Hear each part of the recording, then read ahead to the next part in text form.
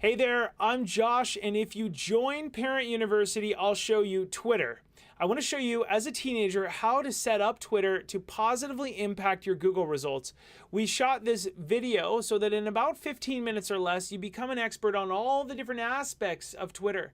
If you go to my Google results and you were to search for me, you would notice that on the first page down here on the bottom, you can rifle through my tweets. What?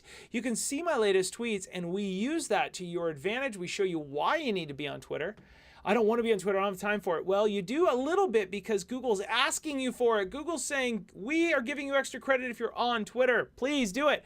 Same for Facebook and LinkedIn and all these other things. So we teach you not only that it's going to show up on the first page of Google results for your dream college, but I walk you through all the things you need to look at, from image discovery in background, how to set up your bio, ideas for it, what to link for here, how to go through images, what to post, all kinds of different stuff. I even give you a sample tweet idea and stuff and show you how to edit things. I even show you a tactical tip on a different way to use hearts on Twitter as a tool instead of just sending a notification.